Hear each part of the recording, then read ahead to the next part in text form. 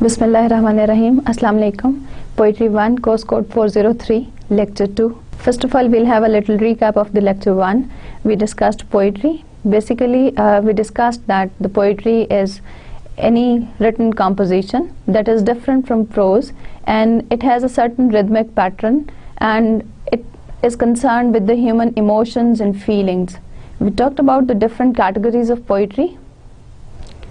There are generally 3 categories of poetry: descriptive poetry, narrative poetry, and reflective poetry. Narrative poetry basically refers to the narration of some incident, some story, the life history of the heroes and that sort of thing.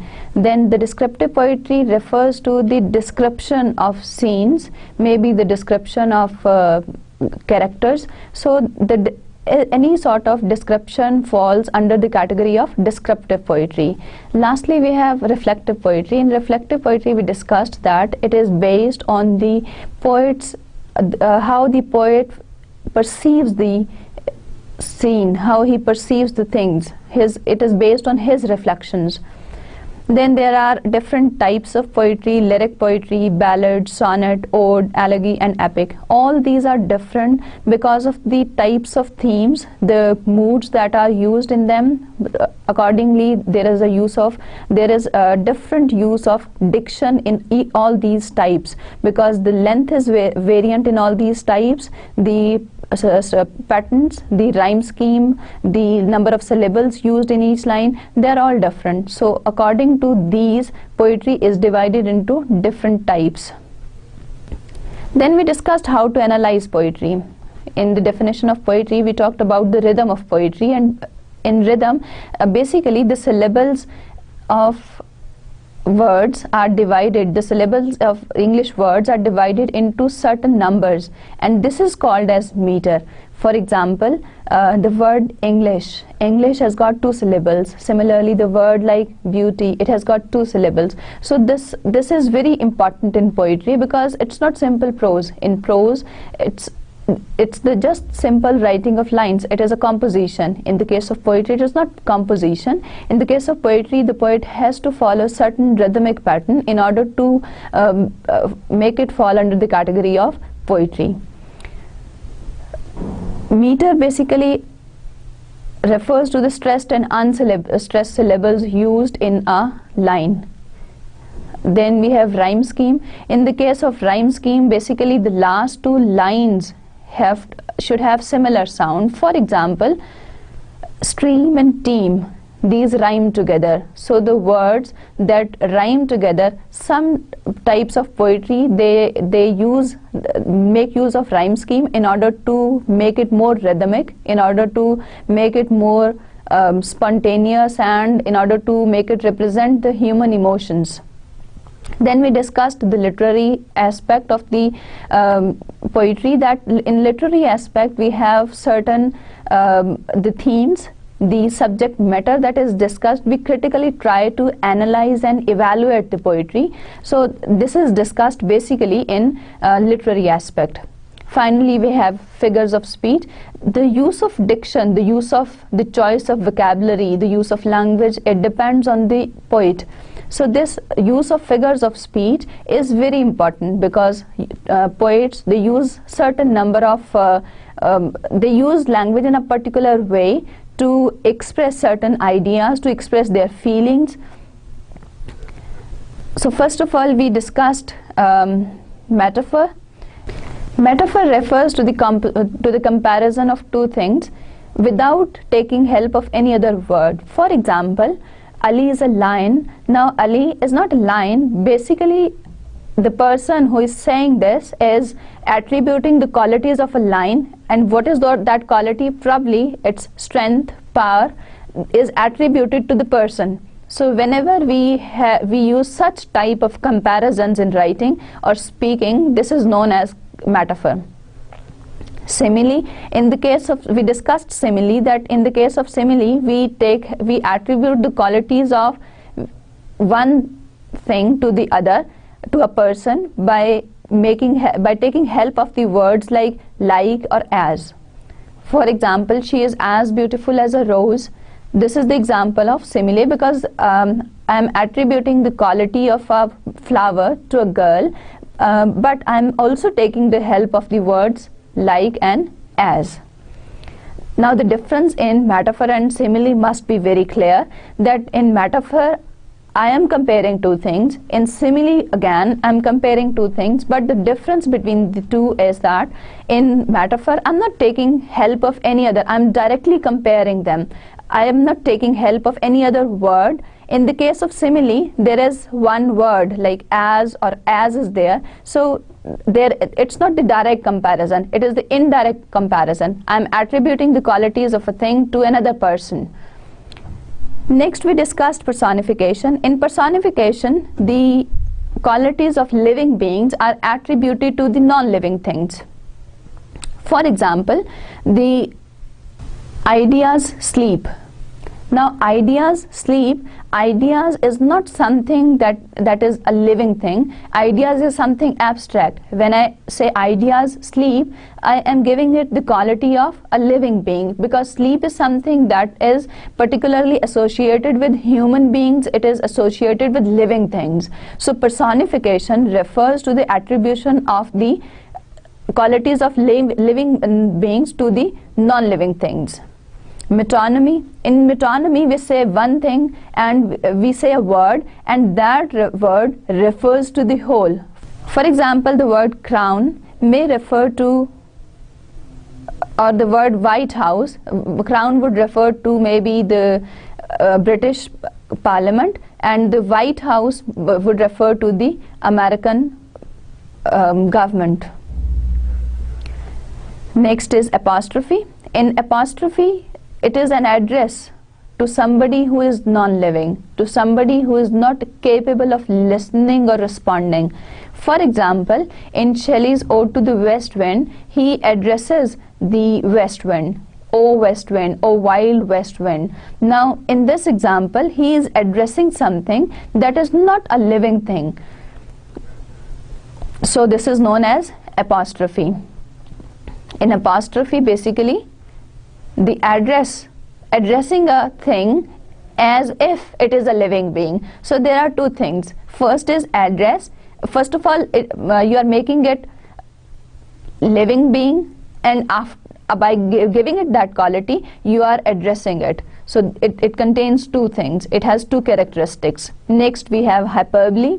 Hyperbole is an exaggeration. So whenever we try to exaggerate the situation, the truth is there, but उसको इस कदर बढ़ा चढ़ा कर बयान किया जाए कि वो हकीकत से कुछ बहुत ज़्यादा लगने लगे.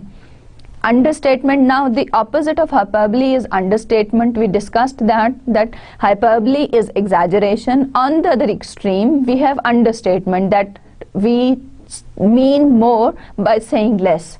So this is exactly the opposite of hyperbole, that we say less and we mean more. In hyperbole, we say more but we mean less. So that is the exaggeration of the truth, but in the case of understatement, it is the saying something under. Even from the name, it is very obvious, it is evident that we are talking of a statement that we do not say fully, but we mean more than what we say. The last one is litotes.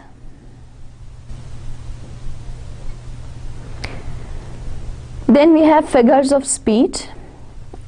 The second part of it, that is concerned with the sounds. The first is alliteration. Now there are two types of sounds. This distinction has to be very clear, that in English, in any language, there are two types of sounds. One are the consonants and the other group is the vowels. In the case of letters of alphabets, we've got 5 vowels: A, E, I, O, U. But any sound, when we talk of phonology, when we talk of the sounds of the language, there are not 5, they are 12. There are 12 pure vowels and 8 diphthongs. So to make it simple, any sound that begins with a sound, it would be, for example, like the sound E, A, O, U. All these sounds, these are the vowels. And other than these, like p, b, m, n, all these are consonant sounds. Now alliteration basically is the repetition of consonant sounds in successive words. साथ साथ आने वाले words में जब consonant sound repeat हो for the purpose of rhyme, for the purpose of rhythm in the poetry, creating rhythm in the poetry, this is called alliteration.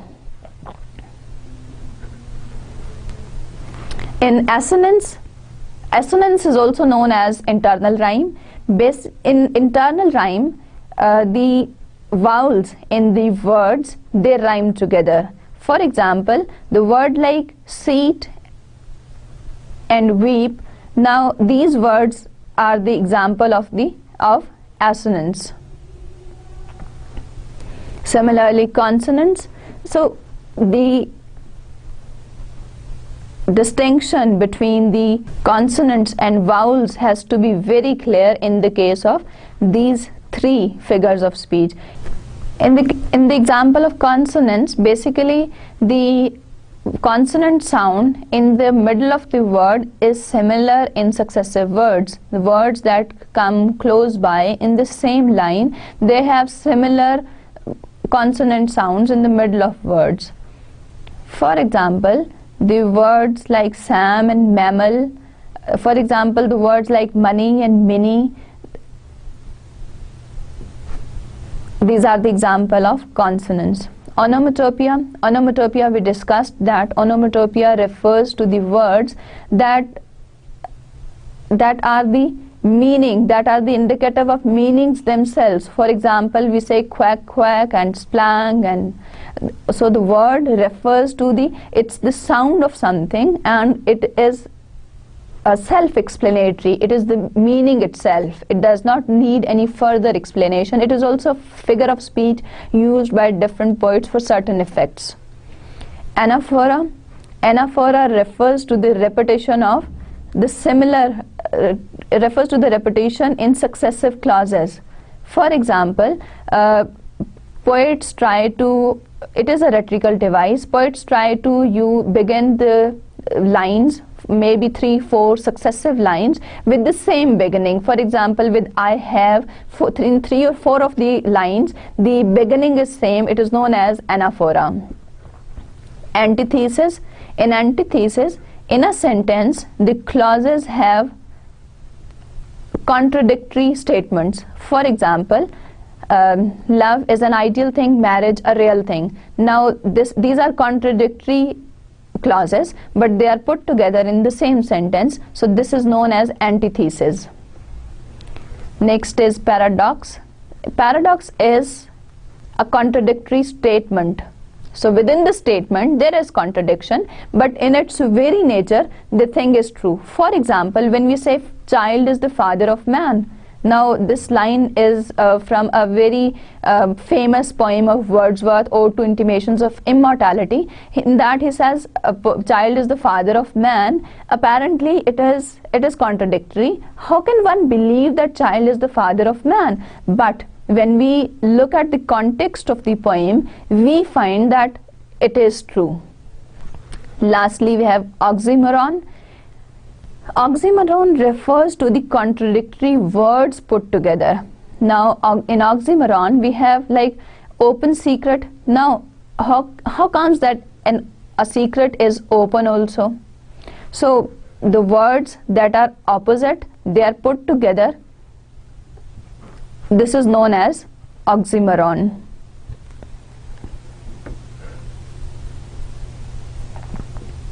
This was a little recap of the first lecture. Today we will begin with the introduction to the 14th century, since great English poetry started from the because before that in Old English period we have some fragments of Beowulf poem, and that is very hard to read, and those scripts are very fragmentary also. So the real English poetry, it started from 14th century onwards, because after the Beowulf and some little poems, the all English literature was eventually declined. It eventually declined because of the fate of the country, because of the Norman conquest and so many other factors, because it gave rise to the rise of French language in English court. So 14th century was a period of great activities, politically, socially, in the case of religion, and from the literary aspect also. So first of all, we will discuss the background of 14th century. Before the 14th century, something very important that occurred at the close of the Old English period, I would discuss that because that had a profound influence on English literature. In 1066, King Edward died childless. His cousin was the Duke of Normandy. Now Normandy was a province of France. He claimed that the late king promised him that he would be the successor, he would be his successor. He came for the claim. On the other hand, in England, there was a principal advisor of King Edward, who was Godwin. Godwin was an exceptionally capable man. On the other hand, William the Conqueror, he was once again the extraordinary man. He wanted to get the throne of England. Both these people, they had a fight, and there was a Battle of Hastings, which is very famous. And finally, Harold died. Harold wanted to be the successor of King Edward, but eventually Harold died because of piercing of one of the Norman arrow, and in his eye. Finally, William the Conqueror, he succeeded, and on the day of Christmas in 1066, he was crowned as the King of England. Now, since he belonged to Norman, and as I told you that Normandy is a province of France in the southeast of England, it's not that he came, he was both. Now from 1066 onwards, he was both the Duke of Normandy as well as the King of England. When he came to the English throne, he brought his French friends with him from all over the country. Now French language prevailed all over the court, all over the country. The French language was used for all serious purposes. It was used for court, it was used for the literary purposes, it was used for legal proceedings, it was used by the elite class, and a kind of aristocratic Anglo-French aristocracy it developed. Now, in those times, literature was not meant for ordinary people. It was written for kings and queens. Since the language of court was French, so the French language gained a boost, and all the literature which was produced from 1066 onwards, it was in French, because the kings and queens, they were the patrons. The court was the patron of these great writers. On the other hand, when we look at the condition of English language, it was considered to be the language of lower classes. It was considered to be the language of an uncultivated language, which was not thought to be fit for literary purposes, which was not fit for serious thought. So it lacked certain elements. It lacked vocabulary, it lacked the expressions. Because of all these problems, English was not very common, and even these Anglo-French aristocracy, they called themselves Normans, they called themselves French, but the French that was used in the English court was not standard French. It was one of the dialect of French language which was used in Normandy, that was Norman dialect. Eventually, there was in 1204, there was loss of Normandy. The King of England lost Normandy.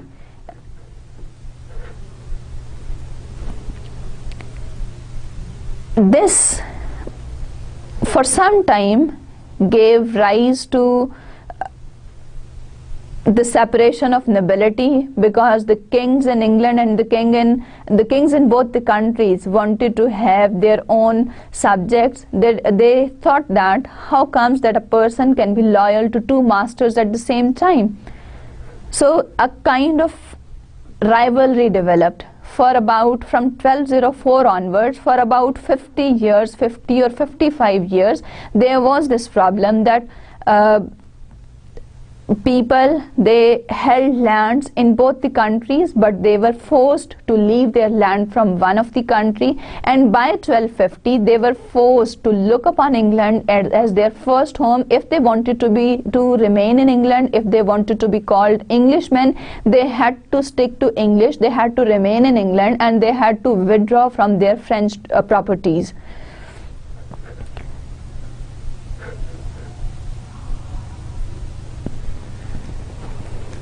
Now politically, after the Norman conquest, as I discussed that till 1250 there was all the serious purposes, it was French language that was used. So everywhere French language prevailed, upper classes used French language. In such circumstances, English language did not flourish. After that, we have another important political incident, that is the 100 Years' War from 1337 to 1453. It is considered to be the 100 Years' War. Now this interval, ये कोई पूरा 100 साल ही इसमें जंग नहीं होती रही थी. 2-3 माह के लिए जंग, उसके बाद एक शॉर्ट इंटरवल पीस का होता था, लेकिन उस पीस के इंटरवल में बहुत ज़्यादा ट्रेड या कॉमर्स या बिजनेस फ्लरिश नहीं होता था कि दोबारा वॉर शुरू हो जाती थी. So this was the condition, that is why it is called 100 Years' War, क्योंकि वो सोशली, इकोनॉमिकली, पॉलिटिकली कोई बहुत ज़्यादा इस्टेब्लिश्ड पीरियड्स नहीं थे, जिसकी वजह से इसको 100 Years' War का नाम दिया गया है. लेकिन इसका ये मतलब नहीं है कि 1337 से 1453 तक कुछ कंटिन्यूस वॉर्स ही होती रही थी. And it was between England and France, and it gives rise to national consciousness. Patriotic feelings developed, and eventually there was the birth of the Parliament. Now 100 Years' War is very important in the sense that when the country is not established politically, when the people are going for wars, when there is no stability in the economical, political and social systems of people, it is very difficult for literature to flourish there. Next we have the social background, the social condition of the 14th century. There was a plague in Britain which was known as Black Death. It was a kind of disease that ran very rapidly, and within 2 or 3 days the victim either recovered from the illness or died. It was between 1348 to 49.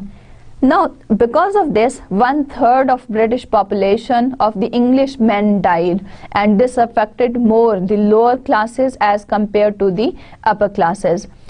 So as a result, the people, the lower classes who survived, they gain importance, because before this there were only 2 classes in England. In Britain there was inherent aristocracy or the lower classes. There was no concept of middle class in Britain.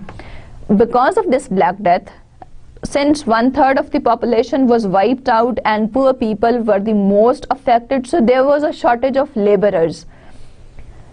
Now these people who survived from this plague, they demanded more money, and the shortage of labor, it helped them improve their living standards. For the first time, these laborers were given daily wages. They started working on them. They demanded more money. So this ultimately gave rise to the betterment of their living standard. Another important factor was the rise of craftsmen and merchant class. Probably 250 towns were built. So this was again the rise of the middle class, because as I told that earlier, two classes existed, two divisions of the society existed, lower class and aristocracy, lower class or the upper class, the elite. Ultimately, this plague, the Norman conquest and then plague and the 100 Years' War, all these factors gave rise to a social class which was the middle class, because the living standard of the lower classes was improved.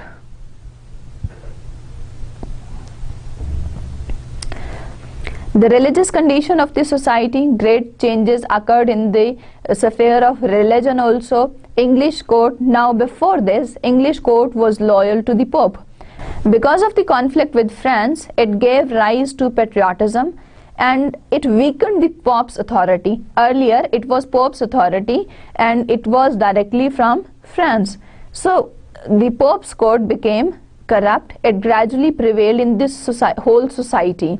The prestige of the church declined. So earlier, basically, the church held supremacy in England. The French church held supremacy because these were the French people who introduced Christianity in England, in Britain. So the political issues, the Norman conquest, and after that the 100 Years' War, it had an influence on the religious aspect of the British life. So these factors, they contributed to the weakening of the Pope's authority at first. Secondly, the Pope's court, it became corrupt, and from that higher strata of the society, the corruption, it prevailed in all the fields, to all the ranks of the society. So ultimately, the small chapel or the church situated in a countryside also became corrupt, which was not the case earlier on. So this resulted in the decline in the prestige of church. Coming to the literary aspect, that what type of literature was produced, it was medieval literature. Most of the times they were miracle and morality plays, and the religious themes were used in those plays, and there are very few notable literary works because there was no, all those works, they were not related to the life, they were not related to reality. They had religious themes, they were plays, and the female, even in those times, they were all males, and though the young boys were supposed to do the characters of females also. By this time, Renaissance had started in Italy because of few writers, probably because of the writings of few writers like Boccaccio and Petrarch. Their writings, they are notable, and it is said that Renaissance started in Italy with the writings of these great writers. Notable writers of the age, if we look at the literary aspect of the age, we find 5 poets: William Langland, John Wycliffe, John Gower, John Mandeville, and Geoffrey Chaucer. Langland, he talked about the social discontent, and he preached the equality of men and the dignity of labor. Since, as I talked about the social aspect of the society, there was a shortage of labor, and the laborers who survived this Black Death, they demanded for more money, they demanded for more wages. So this ultimately had, to some extent, there was a kind of social discontent, and Langland also tried to preach the equality of men and the dignity of labor. John Wycliffe, he translated Bible. So in other words, he gave the British people Bible in their own language. John Gower, he criticized the vigorous life, and he was afraid of the consequences of this vigorous life. John Mandeville, he talked about the travels and travelers, and he wondered about the wonders of that has to be seen abroad. John Mandeville, in his travels and travelers, he pondered upon the wonders of to be seen abroad. Finally, we have Geoffrey Chaucer. Geoffrey Chaucer introduced heroic couplet in the Canterbury Tales, and in his other poems also. So this was a great achievement in the 14th century, the introduction of heroic couplet. Now the selection included in this course is from 14th century is the prologue to the Canterbury Tales by Geoffrey Chaucer. There are a number of reasons that why this selection has been chosen for as a part of this course. Geoffrey Chaucer is known as the father of English poetry, since he had a number of achievements. Moreover, some critics, they do not only call him father of English poetry because he is called father of English poetry on the for his introduction of heroic couplet, but some other people, as I discussed earlier, that there was a decline in decline in the use of English language. It was used only by the lower classes, and it was considered to be a disgrace to be called an Englishman and to use English language. So some critics believe that he is the father of English language because he, by taking inspiration from certain foreign writers like Dante and Boccaccio, he started writing in the vernacular English, the language in the vulgar English. Vulgar language English is basically the language which is used by the ordinary people. So he was the first great writer, we can say, that who tried to use English language for writing poetry, because earlier on, after the Norman conquest, there was French literature produced all over the country. He is also considered the representative poet of the 14th century. We'll discuss that how he is considered to be the representative poet of the 14th century in detail. Okay, let's first discuss the biography of the poet. Geoffrey Chaucer was born in London in 1340. It's written here circa because the exact date of his birth is not known. So in certain references it is said that it was 1340, and in some other references it says that it was 1343. He was the son of John Chaucer. His father was a vintner who was a wine merchant.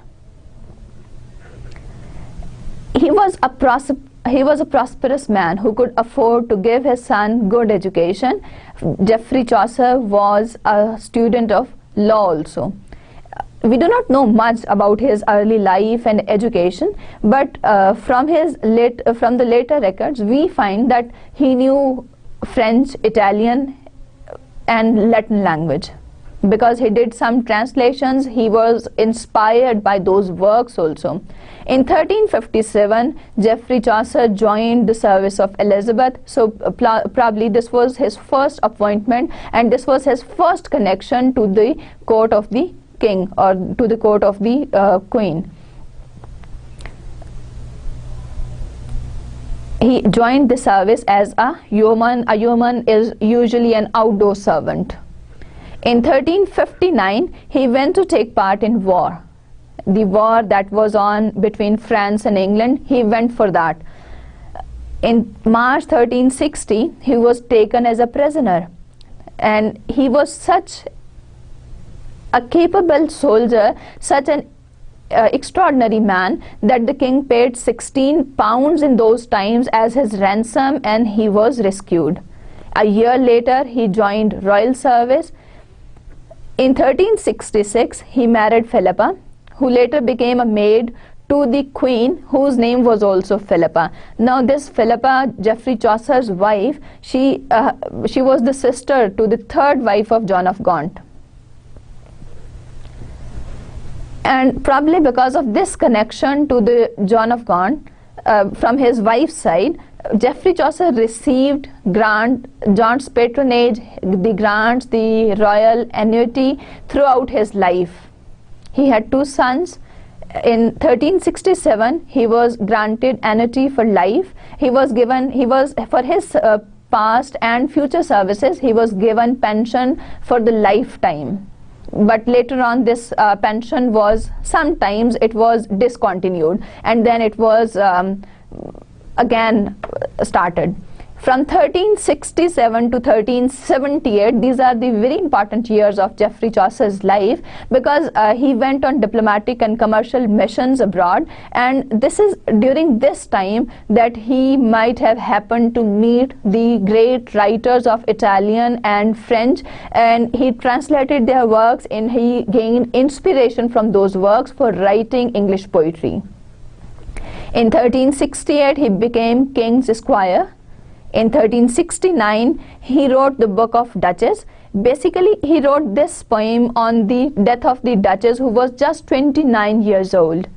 This poem consists of 1334 lines, and it was written in octosyllabic couplets. In 1372 to 73, he was sent to Italy as an ambassador. Probably during these years, he met Petrarch and Boccaccio, the Italian writers. Dante's work inspired him to write in vulgar English. So these were the writers who gave him inspiration, or whose works gave him inspiration to start writing in the ordinary language, in the language that ordinary people use. Because earlier the people were writing in French language, so from here he was convinced, he was persuaded to write down in English language. In 1374, he became controller of customs. In 1385, he lost his job and rent-free home. So these years are very important, 1385 and the coming times, because this was a period of great creativity for him, and he produced some of his best works during these times. But he was in trouble also, as he lost his job and he lost his rent-free home. He moved to Kent the same year, and he was appointed as Justice of Peace. In 1385, he was elected to the Parliament, representative of Kent. Now, he lost the job, he lost that home where he was living, but he moved to Kent. He was elected as the Member of Parliament, and he was elected as the representative of Kent. This was a period of great activity. He produced Troilus and Cresside during this time. In 1387, his wife died. In 1389, he was appointed the clerk of King's Works. He was supposed to upkeep and repair the governmental buildings and parks and all that. He used to take money to give it to laborers. In 1390, he received royal gifts and pension. In 1399, his annuity was increased. He spent last year of his life in Greenwich. He died in London in 1400. He was buried in Westminster Abbey in the Poets' Corner, and he was the first to be buried in the Poets' Corner in Westminster Abbey, and a monument was erected to him in 1555 for the in remembrance of his services to the English literature. This was a brief biography about the poet Geoffrey Chaucer. Now we will discuss his important works and what was the source of inspiration, and how can we divide his works into different periods. Sources of narrative inspiration: he took the narrative inspiration from a number of sources. First, as I discussed earlier also, that he knew Latin, French and Italian languages. So something beneficial for him was that he could read those works, he could understand them, he could translate them. So he must have read a number of stories throughout his life. He must have come across a number of stories. So this was something good for him in order to write, because the more exposure you have, it's good for you to write the thing. He took inspiration for his writing from Latin, French and Italian works, and he took inspiration from the Romance of the Rose by Guillaume de Lauris, from Ovid's poem, and he took inspiration from Dante, from Petrarch and from Boccaccio's poetry. Let's have a quick glance at his important works. The Book of the Duchess.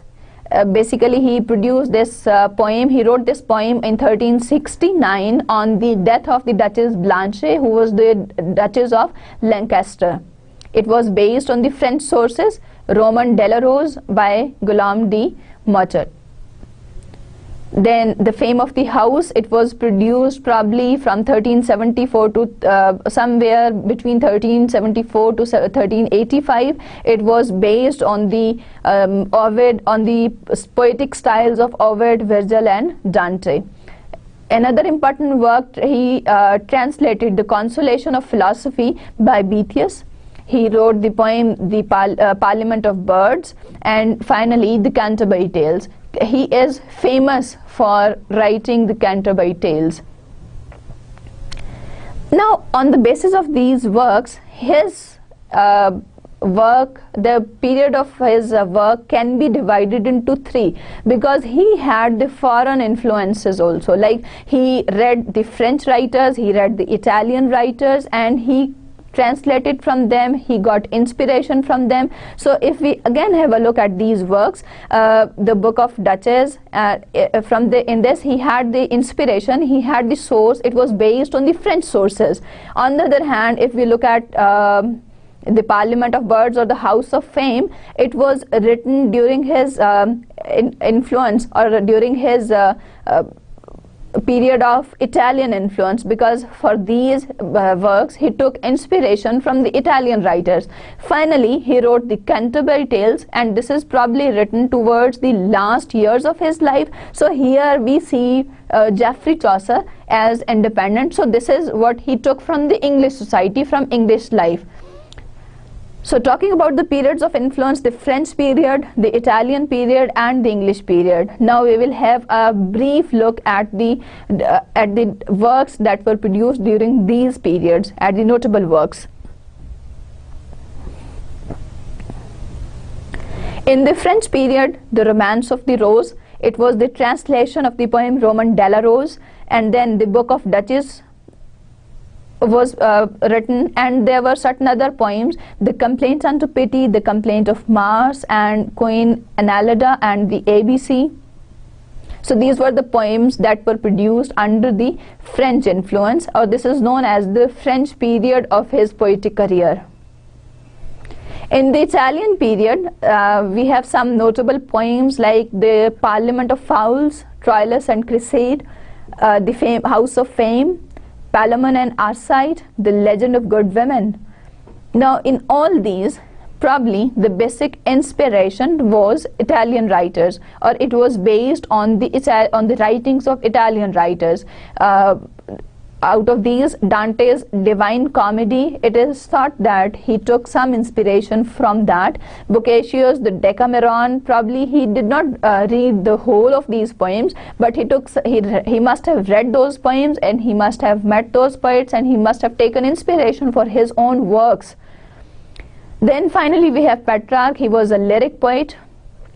He met Petrarch, and he has the influence of Petrarch's writing style in his writings. The English period, now by this time, since we have discussed earlier the translations from French, the translations from Italian, and we have discussed the influences of the French and Italian writers also.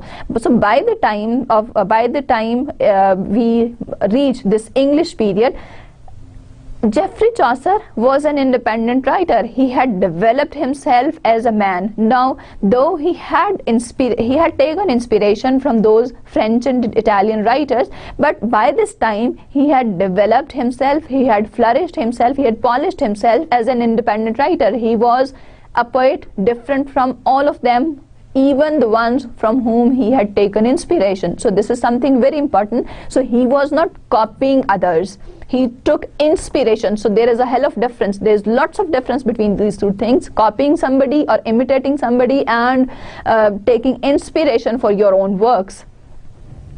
During this period, he wrote some minor poems and the Canterbury Tales.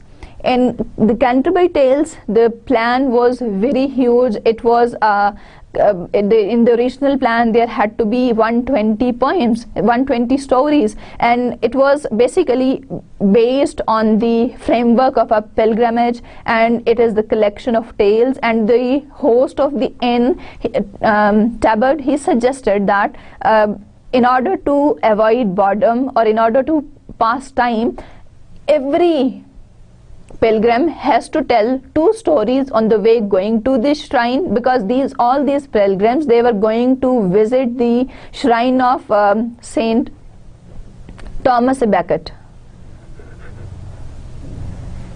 So it is the collection of tales. It contains the written work contains 24 stories only. Out of these 24, 22 stories are complete and 2 stories are unfinished. Probably Chaucer could not have time to complete these stories, and he died in 1400. Now, Chaucer's language, since he was writing about 600 years ago, and language keeps on changing. Languages never stand still. Languages keep on changing, and there are number of changes in the spellings, in the pronunciation, in the grammar, in the expressions, in the vocabulary items. In English language also, there have been a number of changes. There have been the changes in meanings, in spellings, in vocabulary, and even in the pronunciation. Because after Chaucer's time, there was a great vowel shift, probably in 15th century, so that caused great change of sounds. So there are changes, but still Chaucer's language could be understood as English. It needs a little help at the beginning, and usually whenever we find the text for reading Geoffrey Chaucer's text, we find the modern text also available with that. So initially the readers are encouraged and they are advised to read the language of Chaucer with the glosses, with the modern text, and by the time you reach the end of it, you do not need that modern text, and you understand things on your own also. So it gives an insight into the kind of language which was used. So one of the advantage of reading Geoffrey Chaucer or the prologue to the Canterbury Tales is giving an insight into the language which was used, the type of language which was used during those times in the 14th century. So there are glosses given, there is the availability of the modern text also, and these gradually become unnecessary till the time you reach the end of the poem, and when you read it again, you understand everything without the help of the modern text and glosses. Talking about the prologue to the Canterbury Tales, I will give you a brief outline today in this lecture, and we will discuss with the text in the next lecture. It gives a framework of pilgrimage. Now, it was a very amazing technique to use the diverse assembly of narrators, that in those narrators, the people belong to the court, they belong to the ordinary life, they belong to the laborers class. So it is very ingenious to combine these all and to combine these stories together in one selection. It is very extraordinary. So this was the framework.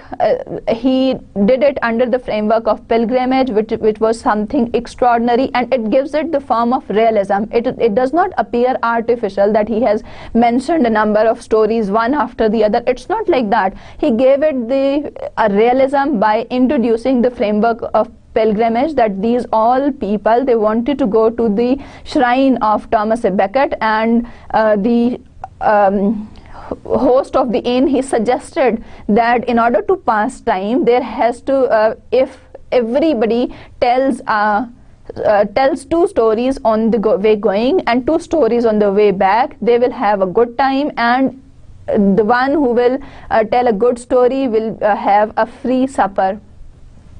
So this was basically the original plan of the story. So it was a plan of 120 stories, 4 each, 2 on the way going and 2 on the way back. And it was written in rhyming verse, written in the Middle English. So the language which is used, because English language is divided into 3 eras, Old English, Middle English and Modern English.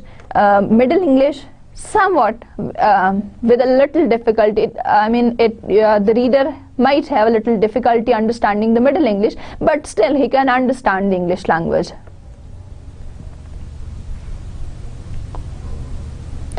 heroic couplet, as we discussed earlier, that one of the great achievement of Chaucer was the introduction of heroic couplet in English language, in English poetry.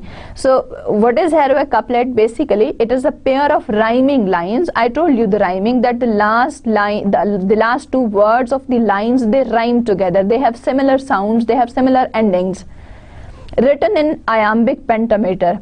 Penta means 5, meter is the foot. So pentameter refers to having 5 feet.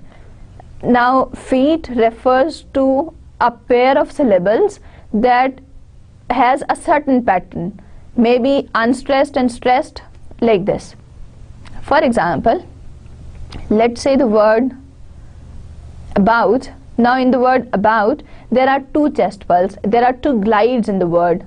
Look at the word beauty, beau and tea, it has got 2 glides, so it contains 2 syllables. So foot refers to a pair of syllables in a particular sequence. And what is the pattern of syllables in iambic pentameter? An unstressed syllable followed by a stressed syllable. In other words, a verse having 5 accents with the lines rhyming in pairs. So the 2 lines, they have 5 pairs of those pairs, they rhyme. The last words of the lines, they rhyme together, and it has 5 accents, it has 5 feet, and these 5 feet, this pair of syllables, it is known as iambic pentameter. Here are 2 examples. Befell that in. Now be and fell, the first is unstressed and the second is stressed.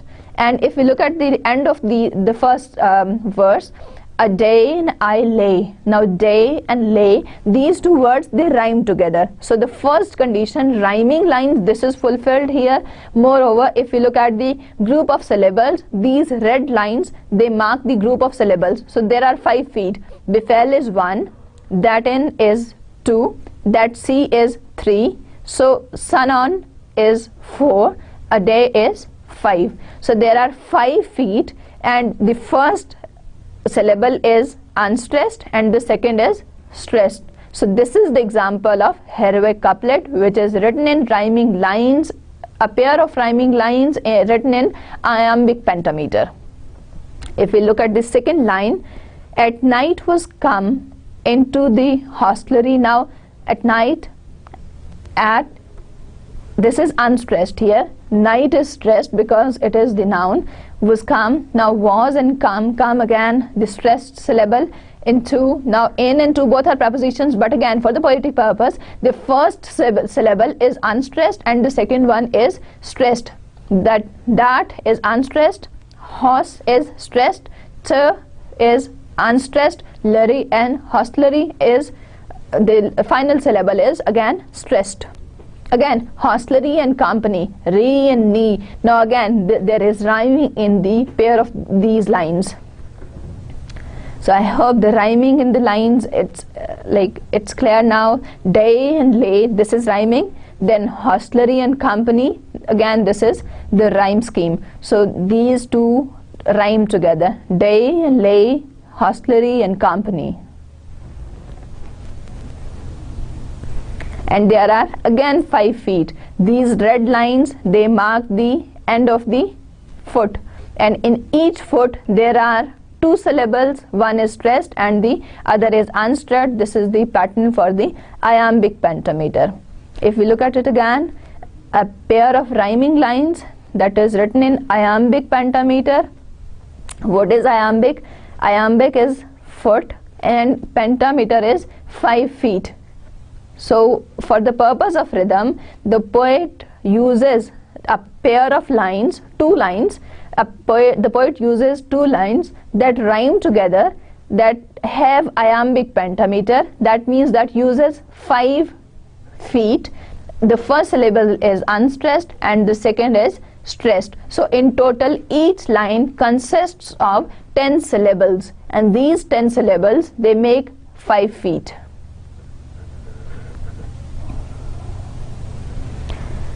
Now Chaucer as a representative poet of 14th century. Chaucer is considered to be the representative poet of the 14th century for a number of reasons. His work, the Canterbury Tales, is considered to be the representative work of the 14th century, and it is the representative of the poet as well, his genius also. As I discussed earlier, that it was ingenious of him to collect people from all the stratas of 14th century in a single work. It is amazing, it is marvelous. He brought literature closer to life. He presents all the strata of society, and in that he has included the feudal class, the religious class, and the social class. And within the social class we have the working group, and we have got the laborers on the other side. So he presents a gallery of portraits. He presents people, those are not individual people. He presents his whole society through these characters. He paints the conditions of the society at that time. Chaucer, after later on, was used by different poets and writers as a model. His styles and techniques have been followed by a number of people in different ages. In this regard, if we talk about Shakespeare, John Dryden, and Alexander Pope, in their different works, they tried to follow this similar style, and the way Chaucer took inspiration for his works from Dante and Petrarch and Boccaccio. He served the same. He also served as a model for the coming generations. The great writers like Shakespeare, he also took inspiration for some of his works, and certain poets like Dryden and Alexander Pope, they tried to take the layout of the stories for their works from Chaucer's work. So this is something very important, that you write something, you work, and later on your works are taken as a model. Now we'll have a little recap of lecture 2. I discussed the background of 14th century. In this background we have the Norman Conquest. I talked about the use of the English language and the use of French language also. It was not the use of English language, definitely, because the lower classes, the people who did not know any French language, they were using English language. On the other hand, most of the people were using French language. It was used in the court, it was used in the legal proceedings, it was used for the literary purposes. Everywhere it was French language that prevailed in England after the Norman Conquest. After 1204, Normandy was lost, but again the conditions were not very favorable for English language. After 1250, yes, there was some change. There was a kind of rise of patriotic feelings in the people. People wanted to get rid of this foreign language. They said that if they are English, they should have their own identity, they should have their own language, they should have their own system. So this gave a sort of rise to the national feelings. This gave rise to the feeling of patriotism and a kind of rivalry towards the French language and towards France. Then we had the we had the political factors. In political factors, the 100 Years' War is very important, because in 100 Years' War, it was not a continuous war. There were intervals of peace and then intervals of war, both for nearly 100 years. So this was a period of political instability, unrest.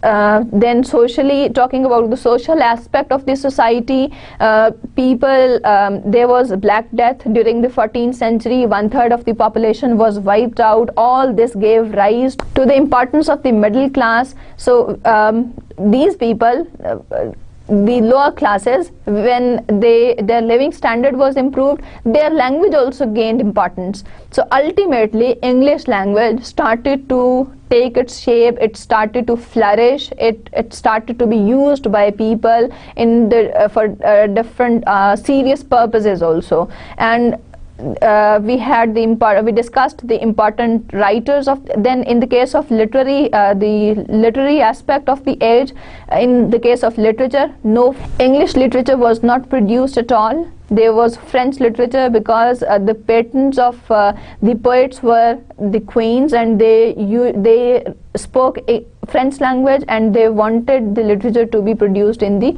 French language, and the people who were writing in English language, they did not get any patronage during those 200 years. Then we talked about the important writers of the age, the kind of literature which is produced. There were miracle and morality plays. It was far from realism, and the writers who were writing, the important writers were Wycliffe, John Gower, Mandeville, Langland, and Chaucer. Chaucer stands out of all these poets as the representative poet of the 14th century. He is notable for his important works. He translated a number of works from Italian and French language. He is notable for his for the poet of the Canterbury Tales, and his prologue of Canterbury Tales is a reflection of a true reflection of the 14th century society. We had a brief introduction to the biography of Geoffrey Chaucer. From the very beginning of his life, he had the attachment. Basically, his father was attached to the service of the court. He was in the service of a butler. So that connection with the court was already there, and he had his first appointment probably when he was 17 years old as a yeoman, as an outdoor service. So that connection was later on strengthened by his marriage to the lady Philippa, because she was the sister of the third wife of John of Gaunt, and he patroned him throughout his life, and he had lots of favors from him. He was given pension, annuity throughout his life. He had chances to travel abroad a number of times.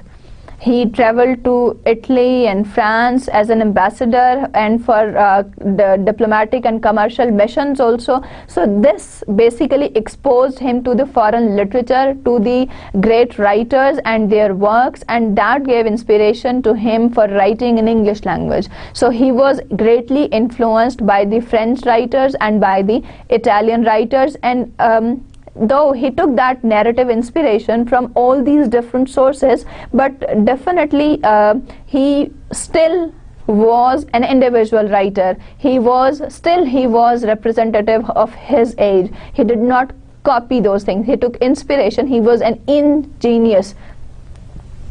His period, the works and the three periods of influence can be divided into three. The first one was the French period, and the second is the Italian period. In the French period, he was inspired by the Roman Delarose, and he translated this work also, and he wrote a number of poems during this time.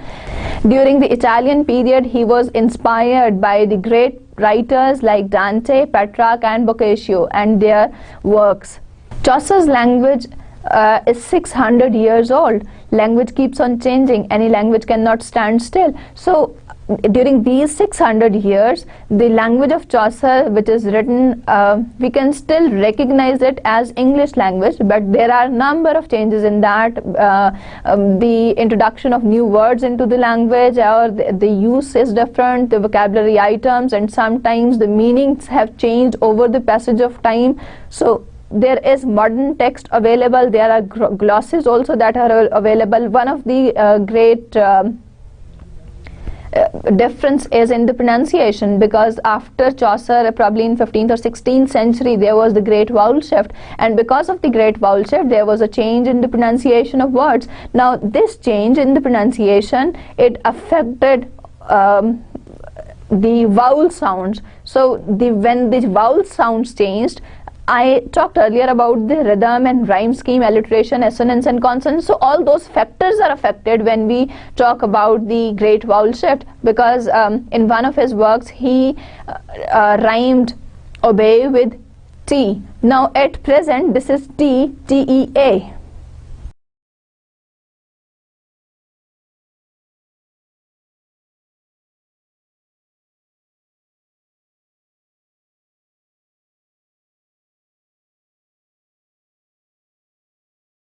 Now in Chaucer's poetry, he rhymed obey with T. Now if we look at this example, the word T, it has E sound and it does not rhyme with obey. So probably this T was pronounced as Tay in Chaucer's time, and probably these were not written in the same way as they are written now. So this is the example of the change, that how language has changed, and such sort of clues and help is needed to understand Chaucer's poetry. Because of the great vowel shift, there is a change in spellings and there is a change in pronunciation. So the modern text and the glosses, they help to understand Chaucer's language.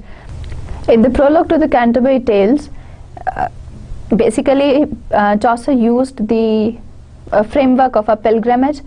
He collected these pilgrims. His pilgrims, they belong to different stratas of the society, from the royal court to the working class, then the laborers. So all the peoples, they form a part of his poem, the Canterbury Tales, and he has given a great description, the character sketches of his characters in the prologue. He has given a clear introduction that what type of people they were. Chaucer gives a clear description of all the characters that belong to different stratas of the society. He gave their character sketches, that what type of people they were, how they lived in the society, and their living styles, the way they behaved, but the way they ought to behave.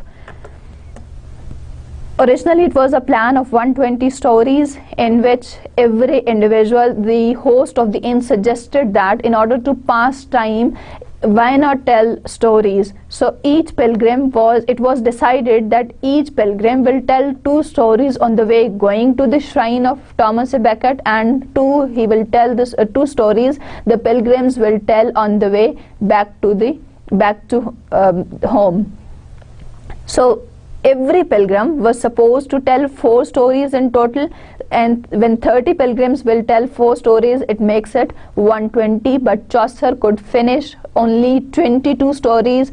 2 stories are unfinished, so there are 24 stories in the Canterbury Tales. Out of these, 2 are unfinished. In the next lecture, we'll start with the text and the description of these characters in the prologue to the Canterbury Tales. Allah Hafiz.